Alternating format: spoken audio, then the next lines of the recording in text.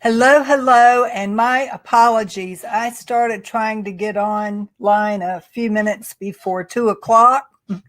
And as often happens with webinar technology, I could not find a signal anywhere. I could not hear myself. I could not see myself. And I knew that if I continued in that mode, you wouldn't be able to hear and see me either. So it took me this long, 8 minutes, to try to figure out what was going on. And I still don't know what was going on, but I think we're up and running now and ready to go.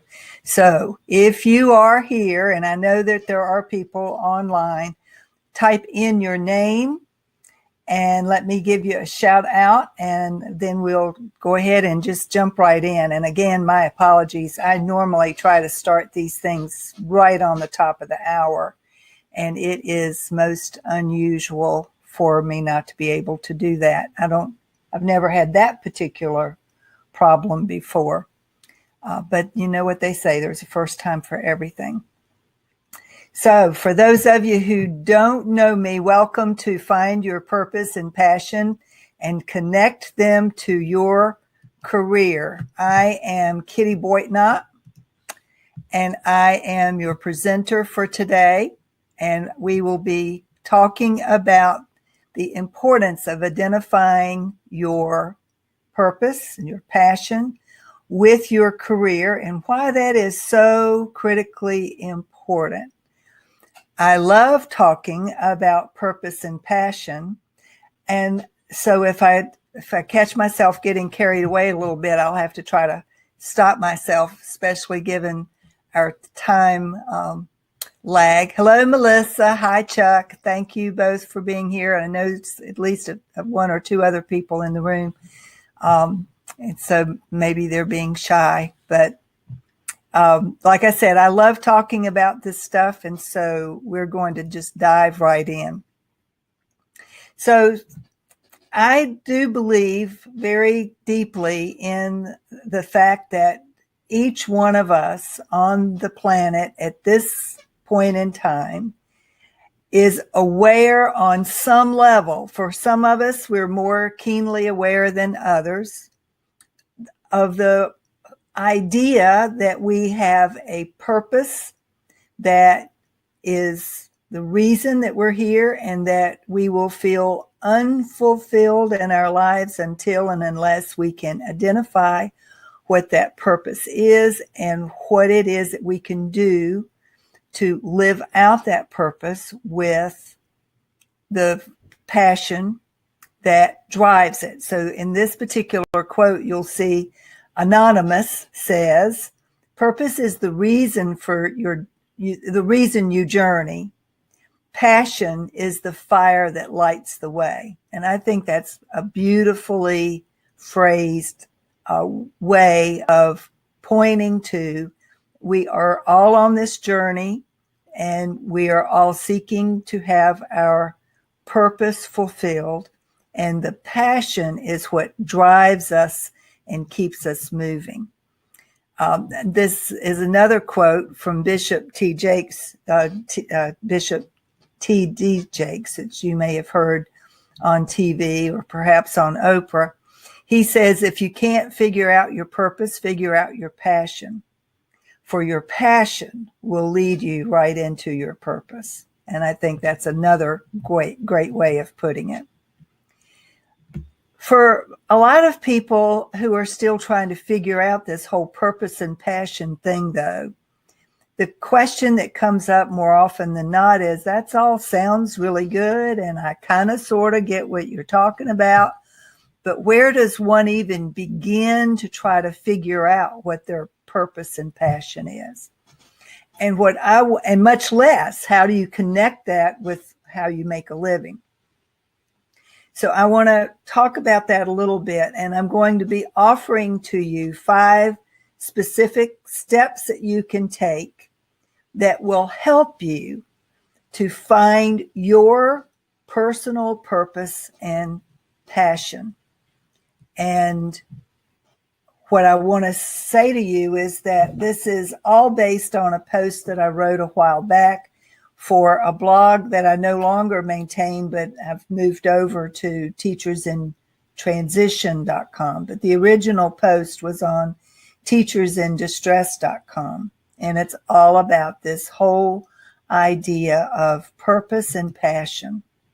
So, step number 1 is to allow yourself to dream big. Now, I don't have to give you permission to do that. You already have your own big dreams. If you don't have them anymore, you did have them at one time. Way back in the long ago days, but before someone told you that you could not be, have, or do whatever it was that you dreamed for yourself. You know, when we're little kids, 3, 4, 5 years old, grown-ups love to ask us, so what do you want to be when you grow up?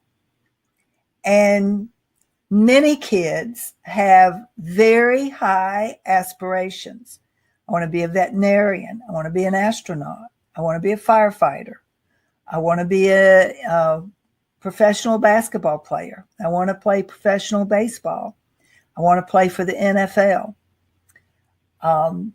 Some people don't have that lofty an aspiration. I want to be a teacher. I want to get married. I want to have 5 kids. You know, everybody's big dream is different. Thank goodness. What if we were all going for the same big dream? We'd really be knocking each other over. Where the competition would be even greater than it already is. So think back to the day when you were a little kid and no one had yet told you, well, you can't do that. You're too short to be a professional basketball player. You don't have the body shape of a professional ballerina. Oh, you want to be a singer? Ha! Do that. Sing in the choir, but get a real job. You want to be an artist? Forget that. Nobody makes a living being an artist. You hear those messages all the time. And sure, some of those messages are grounded in people simply being practical. Many artists do struggle to make a living, but some are very successful. Not everybody with the perfect body shape has become a professional ballerina. So whatever it is for you that you dreamed of long ago, I want you to get back in touch with those dreams. And then I want you to consider, what, if anything, have you done with those dreams so far in your life? Did you give up on them completely, or did you just put them on a shelf to be considered later? So, one of the exercises that I recommend to help you get in touch with whatever your dream was back in the day is to make a list of everything you thought you might want to be, everything you thought you might enjoy doing, everything that appealed to you. When you were reading books from the school library, what lit you up? What kinds of reading did you do?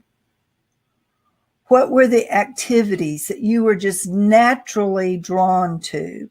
What are the things that you can still do today as a grown-up that you take for granted because you think everybody can do it? And yet every once in a while, somebody will say, I wish I could do that. I wish I could do what you do. Because chances are, if it's a natural talent for you and something you've always done without much thought or effort, you assume that everybody else can do the same thing. And that is simply not so.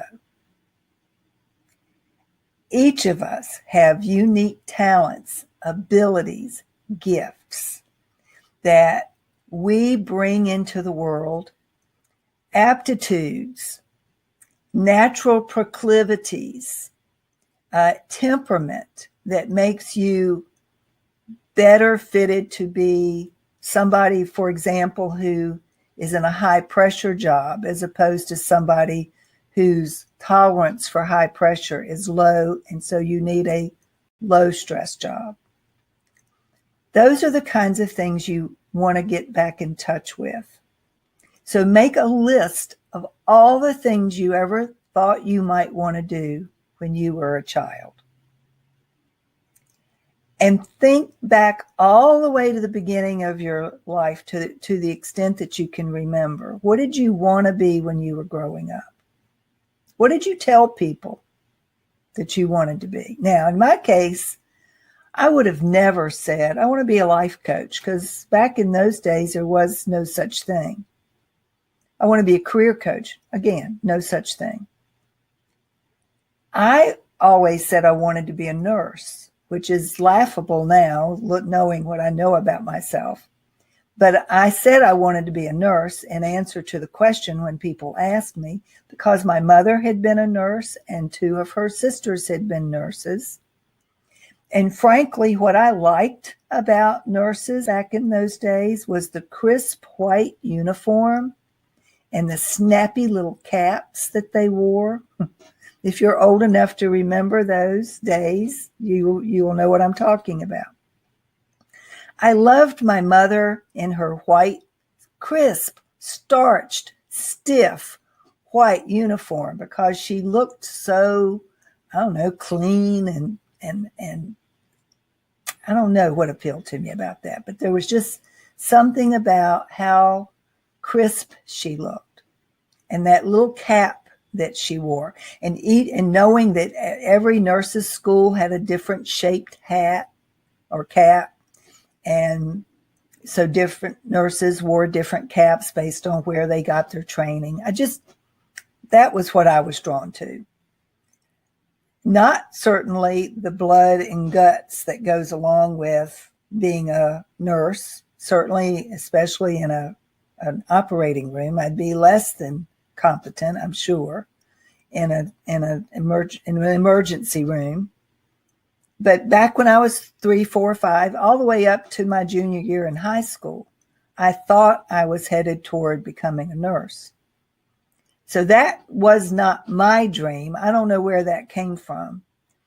When I got in touch with what I ended up doing for most of my adult career and what I loved before doing this job was I was an elementary school librarian. And I figured that out after working in the college library on work study my freshman year in college. I loved everything about being in the library. I loved the books. I loved shelving the books. I loved filing the cards in the card catalog, if you're old enough to remember what that is. I loved the quiet. I loved the hushed voices. I loved helping people who came in looking for specific information. This was all back in the day before computers were even a thing. I loved all of it. So I ended up transferring to a school where I could get certified as an elementary school librarian. And I did that. And I was in the elementary level as the librarian for 30 years of the 33 years that I was in the actual classroom. I was in a junior high for 3 years, assistant librarian and half-day 6th grade language arts teacher. Didn't love that quite as much. And so I went back to elementary as quickly as I could. And then I was president of the Virginia Education Association for 4 years. And that, I enjoyed that too. That called on my skill for relating to people, my soft skills more than hard skills, my ability to lead, my ability to speak and inspire people. And I know I did, because just this morning I got a shout out on Facebook about an inspirational story that I used to tell when I was president of the VEA. So I know that my rhetoric made a difference for my membership back in those days. And I enjoyed that work too. But that work was very, very stressful. And I ended up leaving that in 2012 when my term was up. And instead of going back to education, I went into retirement, early retirement, and then started this career coaching gig in the spring of 2013. So it's been a circuitous route to get here, but it's been one where I felt like from the point of leaving education to this point, I have been following my new purpose, and certainly a passion for helping other people find their purpose, which is what I do now. So think about all of those things that went into helping. How did you get where you are now? What has led you up to this point now? And when you start to think about what you'd like to do if you could do something differently from what you're doing now, what do you feel drawn to do? And who did you admire when you were little? Who were your heroes? Who were the people that you looked up to the most? So make that list, and it can be as short or as long as you want it to be, but do spend some quality time creating this list because you're going to do something with it. Take the time it takes. Now, I offer in my program that there is some reading that you can do that will help you to get in touch with ideas that you've lost touch with, doing things that you can help to inspire you in the now as to what you want to do. So some of that reading is critically important too. But mostly go within, do some journaling perhaps, or some meditating to try to get in touch with those long ago dreams that you've given up on. And then after you've put the list together, I want you to spend some time with the list. Study it. Get really familiar with it. And then I want you to consider which dreams still resonate. Which ones still excite you and make you think, oh gosh, if I could just do that, if I could just start over and do that instead. What comes up for you? Now, in the beginning, I want you to forget about what is practical, what you can actually achieve, what it is that you can do. And just let yourself go and dream big and play with, I always encourage people, play with possibilities. But then, of course, you have to start thinking at some point about whether or not it's simply too late. For example, if you wanted to be an astronaut and now you're 55 years old, that's probably not going to happen.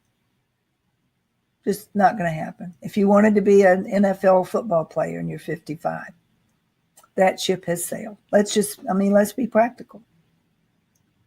On the other hand, if you just really love NFL football, is it too late for you to find some way to be involved in that world? Is it really too late? Is there some other way you could get yourself involved and be connected to that world, even at age 55? I don't know, but it's worth taking a look at, don't you think? So consider, is it within the realm of possibility, and is it really too late? And then here's the big question you have to wrestle with, and I want you to be brutally honest with yourself, because this is all about you. You don't have to answer to anybody except you when it comes to this stuff. So the big question is, have you settled for what you could get instead of what you really wanted? Have you settled for what you could get instead of what you really want? I hate to say it, but we all know it's true. Many people settle. At some point, they're afraid to try, they're afraid to fail, they're just afraid. And it's drummed into them that they have to go for what they can get and forget about what they really want. Now, I was talking with a young woman just yesterday, and I've heard lots of stories. I've talked to lots of people, but this was the first time I'd ever heard this particular story. She said, right from the get-go, she said, I never wanted to be a teacher. Been teaching for 12, going on 13 years. Never wanted to be a teacher. But my parents wanted me to be a teacher, and they told me I had to go into teaching or else they would not pay for my college. I have to admit, I've never heard that one before. Now, I get why her parents wanted her to go into education, I think. They wanted her to be able to find a job, and education's pretty stable. And they wanted her to be able to have good benefits. And, I mean, they were looking out for her. I'm sure that's what they thought. But can you imagine? You either go into this field or we're not paying for your education. And anyway, that felt really sad to me. And so here she is 13 years later. She hates it. Started out not so bad, but now she just flat out hates it. And the idea of trying to hang on until she can retire for the pension, that ain't going to happen. So she certainly did what she was told. She's a good girl. She's been trained to be a good girl and do what you're told. But at some point, she's got to own that this is her life, not her parents'.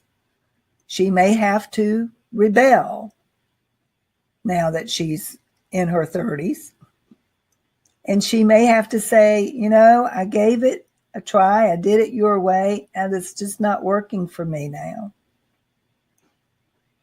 So what is it for you that you may have settled for instead of going for what you really wanted? I believe in trying to the extent that we can not to live with regrets. And part of the reason I feel so strongly about this is that my dad died in an accident when he was only 63 years old. And he had all kinds of plans, things that he had put off, things that he wanted to do. He had just taken early retirement, and he was really looking forward. His biggest dream at that particular point in his life, I think, if I had to say, I think it was that he wanted to go to the Grand Canyon. What he wanted to do was to rent an RV. He was waiting for my mom to retire. She was a few years younger than he. So he was waiting for her to retire so that they could rent an RV and drive across the country. And he wanted to see with his own two eyes the Grand Canyon. It was a dream for him. He had seen lots of slides. He had seen movies. He knew visually what it must look like, but he wanted to be there in person. And he died in an accident. So one day he was here and he was fine, and the next day he was gone. That was a long time ago, but it's made such an impression on me that when it came time for me to make a decision about how I wanted to live the rest of my life, I knew without a doubt that I did not want to spend a single day doing something I did not enjoy doing, because based on my experience of that loss, I knew that I didn't have any days guaranteed. When I took early retirement, I was 59 and a half. By the time I got ready to start this gig, I was already 60. And that was 6 years ago. So A, it's never too late to start over. And B, life is simply too short and too precious for you to be spending it doing something that you aren't enjoying anymore. And your big dream doesn't have to be all that gigantic. It doesn't have to be all that courageous. It doesn't have to be enormous. It's whatever you want. It's your dream. You get to claim it. But whatever it is, you must really, really want it, A, and believe you can have it, B. That's the secret sauce of getting what you want in life. You must really want it, and you must really believe that it is within the realm of possibility, even if you don't see at the moment how you're going to make it happen. One of my spiritual teachers has referred to the cursed how. The cursed how keeps us from trying to figure out what it is that we really want. Because we don't know how, we decide it must not be possible. First, you decide that it is possible, and then you worry about the how. That's how that works. So all of that is part of step one. We have 4 more steps to go. This is part of step 1. Step 2 is to set specific goals. Once you've decided what it is that you want, then you start thinking in terms of being practical and going for achievable, sustainable, relevant goals. You've heard of SMART goals: specific, measurable, attainable, relevant, and timely. You set those kinds of goals for yourself. And you create a plan and you execute the plan. It's one thing to have the plan written down on paper. It's another thing to have the courage to execute the plan. You have to be willing to take action and just go for it. And you may have to take baby steps at first, but a baby step is better than staying stuck. A baby step is at least a step in the right direction.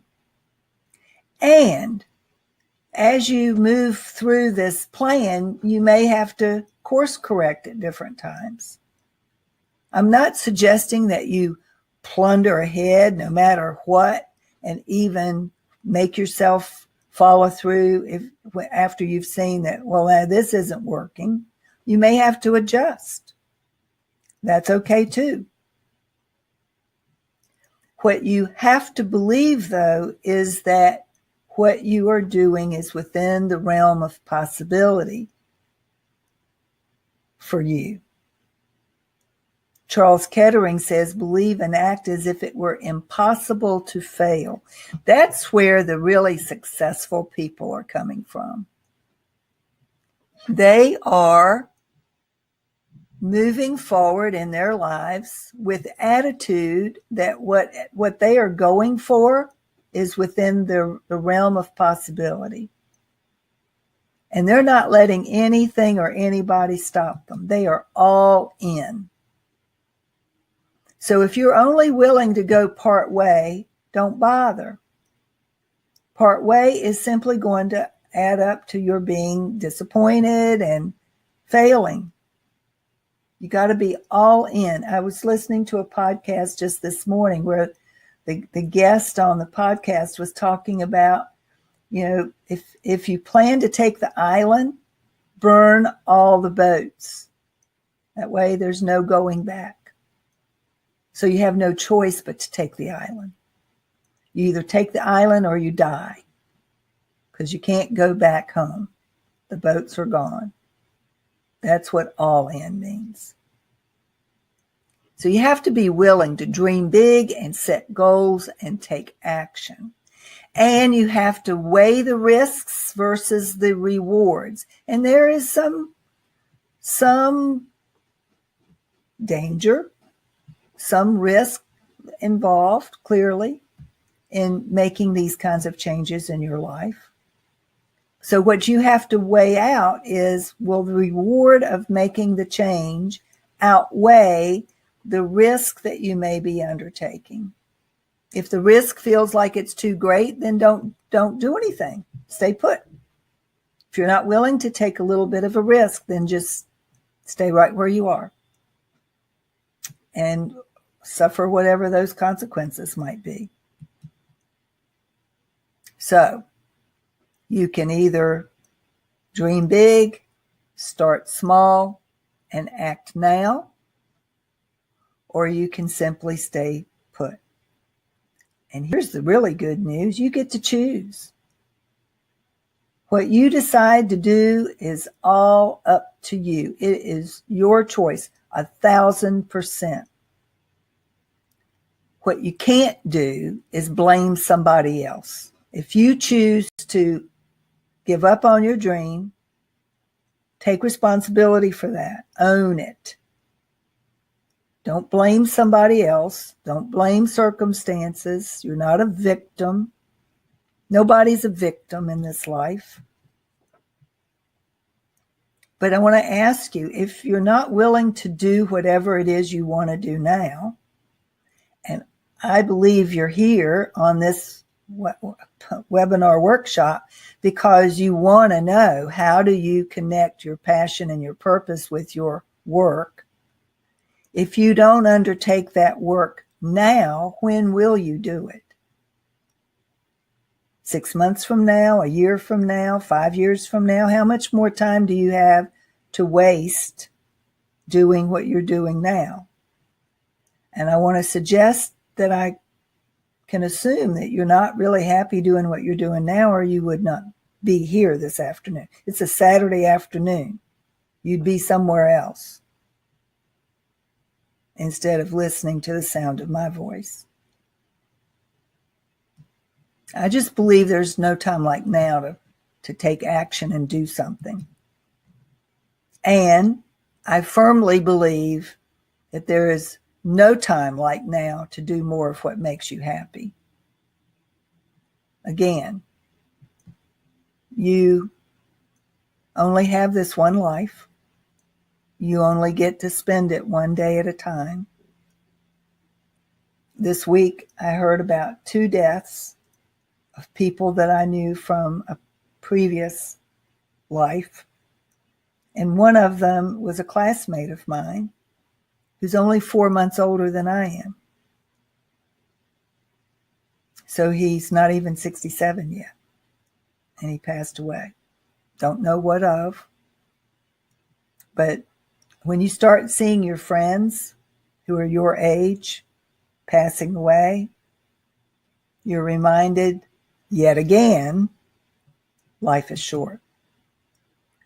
And we all want to live the best life possible, don't we? That's what it's all about. So the 5 steps to review: dream big. Go back to your list. Make your list, study your list. Study it twice. Set goals. Plan your action steps and then actually take action. And all of those steps will lead you to living your best life. And it's your future. You're the only one who gets to plan it, live it, enjoy it, or dread it. It's up to you. And if you feel like your present purpose and passion isn't connected in the way that you would like with your work, with your career, with the way you currently earn a living, then maybe it's time for you to look for a new job, and maybe you need help in that area. So I want to offer to you a way that you can use to help you get in touch with those dreams, those aspirations, those ideas that may currently feel murky and hidden to you. I've got a program that is designed to help you figure out what it is that you want to do next in your life. And in honor of it being St. Patrick's Day weekend, I'm knocking $100 off of the program. My Jumpstart Your Job Search Starter program is normally $197, and I'm offering it through midnight tomorrow night for $97, so you save $100. What's included in the program are 2 online digitized learning modules with 30 days of unlimited email support, which means you can email me anytime you want, 5 days a week. I probably will answer on the weekend, but I don't always promise.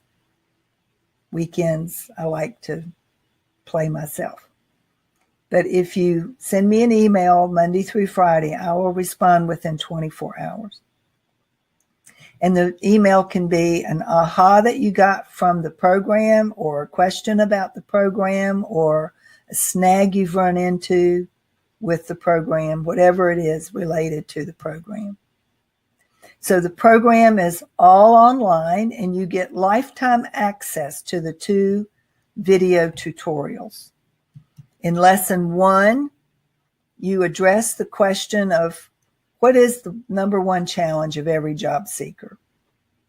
And simply put, that is deciding what it is that you want to do next in your life.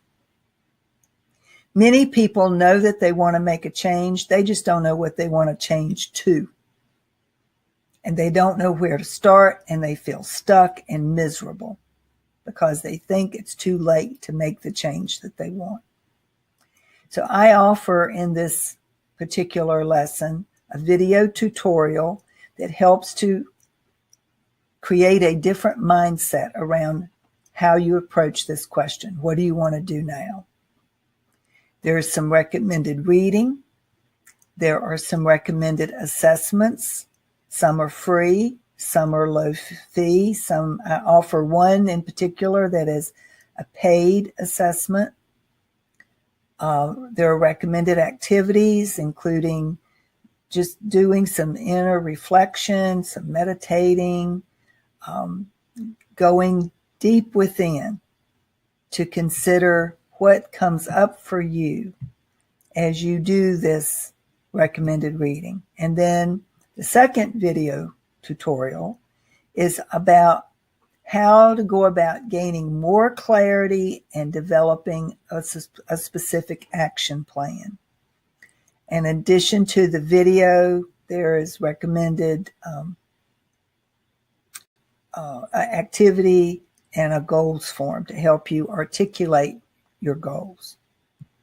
There's a money back guarantee, so that at the end of the 30 days, if you've done all the work, but you can still honestly say, this didn't do anything for me at all, and I want my $97 back, you can ask for it. You can also upgrade to the next level if you want, which includes how to write a resume, how to write a cover letter, how to create an optimized LinkedIn profile, how to interview with ease and poise and confidence, how to understand the applicant tracking system, how to rebrand yourself after however many years you've been in the current job or position that you have, how to use other social media platforms besides LinkedIn to help you job search, and how to create a research and marketing plan. All of that is included in the rest of the program that I've developed. And you'll get credit for the $97 you've already spent toward the program that is available after you've completed the starter work. So I've had dozens of people to go through the program. Not all of them have been teachers. Some of them have been from other walks of life. This is Adam, and he came to me 4 years ago, just as I was creating this particular program. he was looking to move to the West Coast to work in what he hoped would be a less stressful, less militaristic environment. He'd been working at Quantico in a military environment, and he wanted to move out to San Francisco. So I helped him with his resume and his LinkedIn profile, and he eventually ended up at Google and worked there for 2 years as one of their cybersecurity specialists. And he's happy being on the West Coast. He loves San Francisco. But he wound up leaving Google after a couple of years and now works as a cybersecurity specialist for another smaller company where the environment is not quite as stressful or high stress as Google was. But you can see here that he'd worked with other career coaches, and he felt like I had helped him in a way that others hadn't been able to do. And so you can see what he has to say. And then this is Brooke. She is a school librarian. She was ready to leave teaching all education altogether when she and I ran into each other at a conference, and she reached out to me a few weeks later and said, I think I want your career services. I had done a workshop on work-life balance that she had attended, but she reached out saying, I think I want your career services. I'm looking to leave education. So long story short, she ended up just moving from one school to another and being much, much happier, and also starting what she refers to as Mindful Mondays in the library where she now is, for all the students who want to attend, teachers, even the principal, she said, comes in during lunch for Mindful Mondays. And she credits the work that she and I did together for helping her find this position that she was she's so happy to be in, and also to create the atmosphere for her creating her own meditation practice. So that was kind of neat for her to share with me that was the case. So if you think you might be interested in the program, taking advantage of the $100 off, you can find it in the right-hand side of your screen,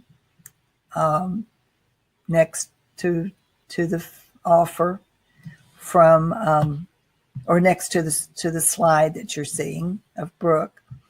And now my thanks for coming and being here. If you'd like to find me online, I'm on Twitter at Kitty Boitnott. I am on Facebook at Boitnott Coaching LLC. You can email me at kittyboitnott@boitnottcoaching.com. And if you're interested in the program, just click on that offer and take advantage of the $100 off. Now, also, as a thank you, I didn't mention this at the beginning, as a thank you for being here all the way up to the end, if you would like to download my free ebook, 10 Things You Need to Know If You Think You Are Ready for a Job or Career Change, go to teachersinTransition. You know what? It might be teachersinTransition.com /10 things PDF. I'm pretty sure that's what that is. Let me double check it. teachersinTransition.com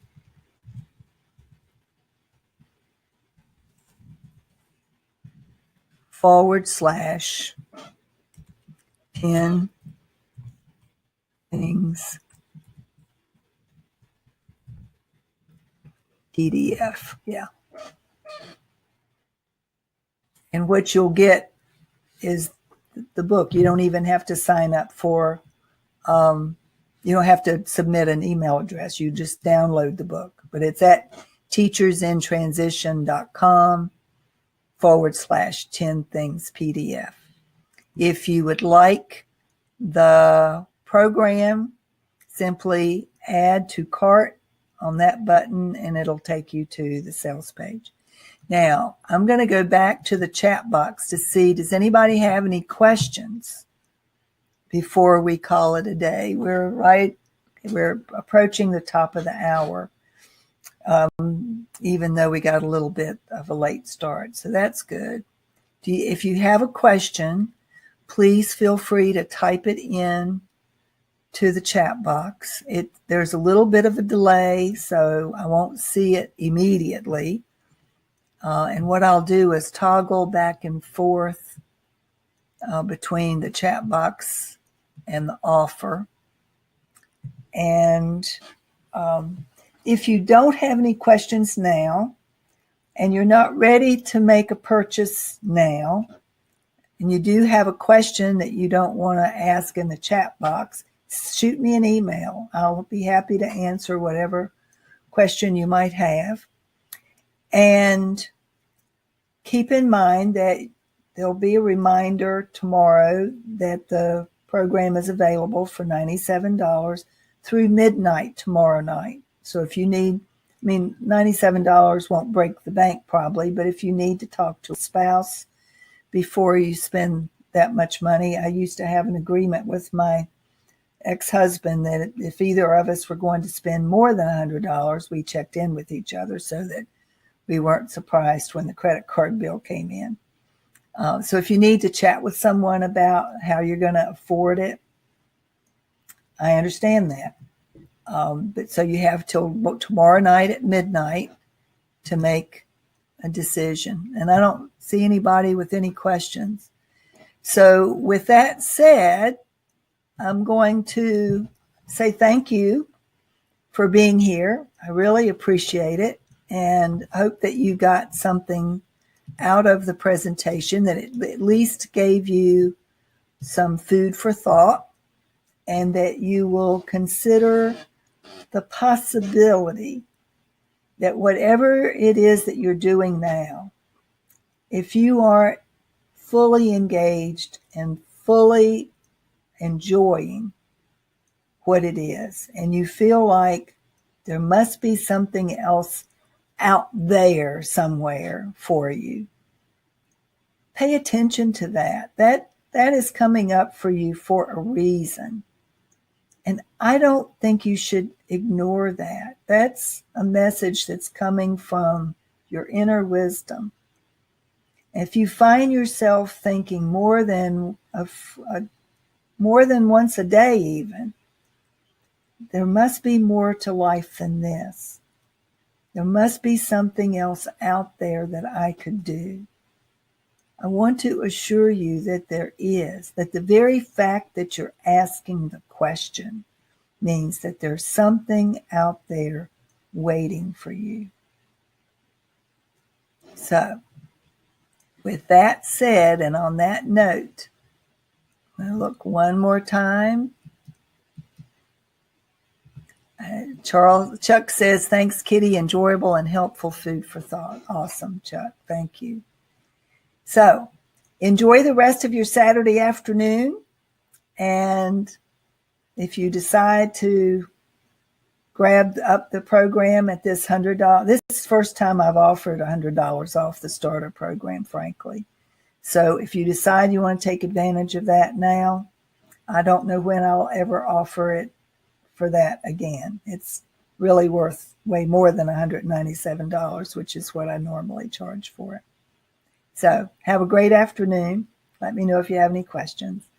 And I hope to see you again some other time. Bye-bye for now.